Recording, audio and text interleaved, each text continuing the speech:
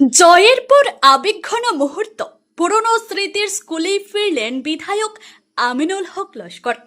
বিধানসভা নির্বাচনে জয়লাভের পর এক আবেগঘন পদক্ষেপ নিলেন সোনাইর নবনির্বাচিত বিধায়ক আমিনুল হক লস্কর। সরাসরি ছুটে গেলেন ধনেহরির সেই 463 নম্বর মধ্য ধনেহরি এলপি স্কুলে, যে স্কুলের সঙ্গে জড়িয়ে রয়েছে তার জীবনের এক উত্তেজনাপূর্ণ অধ্যায়। উল্লেখ্য, 2021 সালের বিধানসভা নির্বাচনে এই স্কুলের 109 নম্বর বুথে তাকে আটকে রাখা হয়েছিল।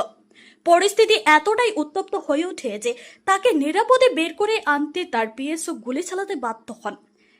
সেই ঘটনায় একজনের পায়ে গুলিও লাগে। তবে সময় বদলেছে। এবারের নির্বাচনে সেই একই বুথে প্রায় 60% ভোট পেয়েছেন আমিনুল হক লস্কর। অতীতের সেই তিক্ত স্মৃতিকে পেছনে ফেলে কৃতজ্ঞতা জানাতে তিনি এলাকার পাশের একটি মসজিদে গিয়ে নফল নামাজ আদায় করেন। এরপর স্থানীয় সমর্থক ও সাধারণ মানুষের সঙ্গে ভাগ করে নেন বিজয়ের আনন্দ। তার এই পদক্ষেপের রাজনৈতিক মহলেও ইতিবাচক বার্তা ছড়িয়েছে। প্রতিশোধ নয়, কৃতজ্ঞতাই হোক রাজনীতির মূল মন্ত্র। এদিন আমিনুল হক লস্করের সাথে কংগ্রেসের কিষাণ শাখার কাছাড় জেলা সভাপতি বাবুল আহমেদ বরভুইয়া সহ প্রচুর দলীয় কর্মী সমর্থকরা উপস্থিত ছিলেন। গত 2021 1 এপ্রিল যেদিন নির্বাচনের দিন ছিল, এই নির্বাচনের দিনও 5টা 20 মিনিটে আমি এসেছিলাম 464 নম্বর মধ্য ধনেহরি এলপি। এখানে আসার পরে প্রায় বুথ শেষ হওয়ার পথে নির্দিষ্ট কয়েকটা বুথ ছিল গেটের ভিতরে। আমি তখন প্রিসাইডিংকে বলেছিলাম কয়টা পর্যন্ত বুথ চলবে। তখন প্রিসাইডিং বলছিলেন যে গেটের ভিতরে যারা আছেন এদেরকে টোকেন দেওয়া হয়েছে, এই টোকেন চলা পর্যন্ত বুথ হবে। এই কথা শুনে যখন আমি বাইর হচ্ছি, তখন গেইটে একজন বুথার আর একজন নিরাপত্তারক্ষী কর্মীর মধ্যে ঝগড়াঝাটি চলে। তখন আমার ইচ্ছা ছিল যে আমি নিরাপত্তারক্ষী কর্মীকে বলবো একটা বুথ কনসিডার করুন, আর না হলে বুথারকে বলবো এক বুথে আসবে যাবে না, তুমি সময় শেষ হয়েছে, ভোট দেওয়ার প্রয়োজন নাই। এই কথার পরেও এখানে 2-1 জনের মানুষের প্ররোচনায় এমনভাবে শিল বৃষ্টি শুরু হয়েছে। কয়েকদিন আমি ওই 2021 1 এপ্রিলে হয়তো স্কুলে আমি মরতাম। স্কুলের চালের উপরে খের তুলে দেওয়া হয়েছিল স্কুলকে জ্বালানোর জন্য। যে স্কুল একটা বিদ্যালয় একটা পবিত্র স্থান। এই বিদ্যালয় মন্দির, মসজিদ, গির্জা, গুরুদ্বারার থেকে পবিত্র, যেখানে মানব সম্পদ গড়া হয়।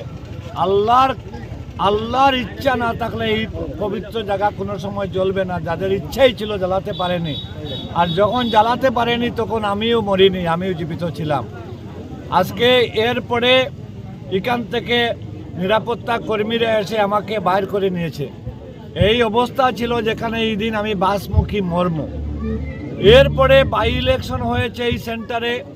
এই এলাকার মানুষ এখানে এইভাবে আতঙ্ক সৃষ্টি করা হয়েছিল যে ভোট দিবে তাকে একগরি করা হবে, এবং কি আমার এজেন্টকে বলা হয়েছে এজেন্ট যদি তাকে তাদেরকে সমাজচ্যুত করা হবে।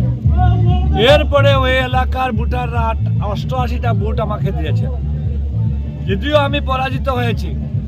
5 বছর পরে গত 2026-এর 9 এপ্রিল যেটা ভোট হলো, এই 9 এপ্রিল ভোটে এই এলাকার মানুষ স্বতঃস্ফূর্তভাবে আমাকে ভোট দিয়েছে। আর আজকে ভোট গণাগণ হওয়ার পরে কালকে যখন দেখলাম 463 নম্বর মধ্য ইংরেজি এলপি স্কুলে শতকরা কাস্টিং ওর 80% ভোট আমি পেয়েছি। এতে অনুমান হয় এলাকার মানুষ বুঝতে পেরেছেন ওই দিন আমি নির্দোষী ছিলাম। আমার কোনো ভূমিকা ছিল না, কারো প্ররোচনা এই ঘটনা ঘটেছিল। এরপরে যে উইন্ডেড হয়েছিল এর নিজে স্বয়ং বাহারুল বলেছে যে আমি একজনের প্ররোচনার গুল্লির শিকার হয়েছিলাম, আমিনুল ভাই আমাকে গুল্লি করেন। আজকে এই এলাকার মানুষের শুকরিয়া আদায় করার জন্য আমি এসেছি। এই এলাকার মানুষের জন্য আমি 2 রাকাত নফল নামাজ পড়ে শুকরিয়া আদায় করতেছি যে এই এলাকার দনরির মানুষ সত্যিকারের মন থেকে ধনী মানুষ। মন থেকে তারা এই ঘটনাকে যে আমাকে কোনো দোষী না করে, যে এই এলাকা যেভাবে ভোট প্রচারে আসতে হয়েছিল আমি আসেনি, আমাকে বারণ করা হয়েছিল যে আপনি এই এলাকাতে আসবেন না। শুধুমাত্র একটাই ঘরে একটা সভা করেছিলাম। যেদিন সভা করেছিলাম সভার থেকে যাওয়ার পথে আমাদের একজন মানুষকে ডিল মারিয়ে মাথা ফাটিয়ে দেওয়া হয়েছে। এরপরে পুলিশ কর্তৃপক্ষ আমাকে বলেছে না যাওয়ার জন্য। যাই হোক, আমি না আসে ভোটারকে না বলেও 80% ভোট পাওয়াটা আমার জন্য বহুত বড়। এই এলাকার মানুষকে আমি কৃতজ্ঞতা স্বীকার করিয়ে আমি 2 রাকাত নফল নামাজ পড়ে আমি এই এলাকার মানুষের ভালো হোক, ভবিষ্যৎ ভালো হোক, এই এলাকার মানুষের দুঃখ দুর্দশায় আমি থাকবো, যে সবসময় ডেভেলপমেন্টের কাজে থাকবো। আল্লাহর কি কারিশমা বুঝতে পারিনি। 2016তেও আমি যখন জিতেছিলাম, জেতার পরের দিন দনরিতে এসেছিলাম, ওই দিন ফ্লাড ছিল। আর 2026-এ জিতিয়ে শুকরিয়া আদায় করতে 2 রাকাত নফল নামাজ পড়তে এসেছি। যাই হোক, ধন্যবাদ সবাইকে। আসসালামু আলাইকুম।